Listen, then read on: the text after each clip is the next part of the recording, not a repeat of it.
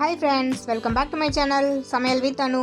இன்னைக்கு நம்ம வீடியோல ஒரு அட்டகாசமான கீரை பொரியல் தாங்க பார்க்க போறோம்.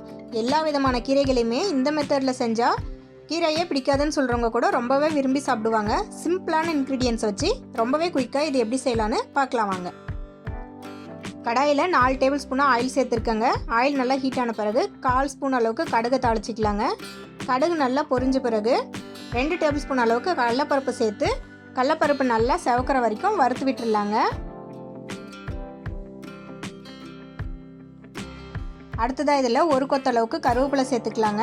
கருவேப்பிலை நல்லா பொரிஞ்ச பிறகு 2 பெரிய வெங்காயம் பொடியாக நறுக்கினது அதையும் சேர்த்து வெங்காயம் நல்லா கலர் சேஞ்ச் ஆகிற வரைக்கும் வதக்கிக்கலாங்க.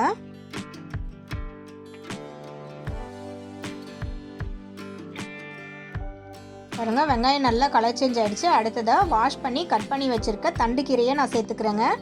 அதையும் சேர்த்து கீரையை நல்லா வதக்கி விட்டுடலாங்க. பாருங்கள், கீரை ஹீட்டில் நல்லா வதங்கிடுச்சு. இப்போ இந்த ஸ்டேஜில் 1 டேபிள் ஸ்பூன் அளவுக்கு மிளகாய்த்தூள், 1/2 டேபிள் ஸ்பூன் அளவுக்கு உப்பு சேர்த்துக்கலாங்க. இந்த 2 பொருள் போதுங்க, கீரை நல்லாவே டேஸ்ட்டாக இருக்கும். இதை நல்லா மிக்ஸ் பண்ணி விட்டுடலாங்க.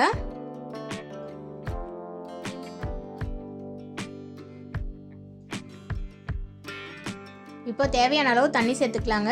ஒரு 1/2 டம்ளர் மட்டும் கீரை வேகிறதுக்காக சேர்த்து நல்லா மிக்ஸ் பண்ணி விட்டுடலாங்க.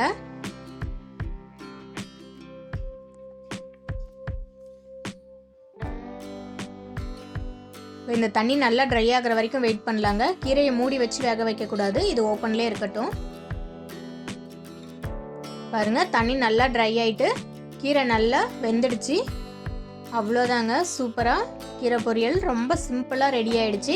ரொம்பவே ஹெல்தி. குழந்தைங்களுக்கு இந்த மாதிரி செஞ்சு கொடுத்தா ரொம்ப பிடிக்கும். ஃபைனலாக இதில் 1/2 கப் அளவுக்கு மட்டும் தேங்காய் துருவலை சேர்த்து நல்லா மிக்ஸ் பண்ணி விட்டுட்டு அடுப்பை ஆஃப் பண்ணிடலாங்க.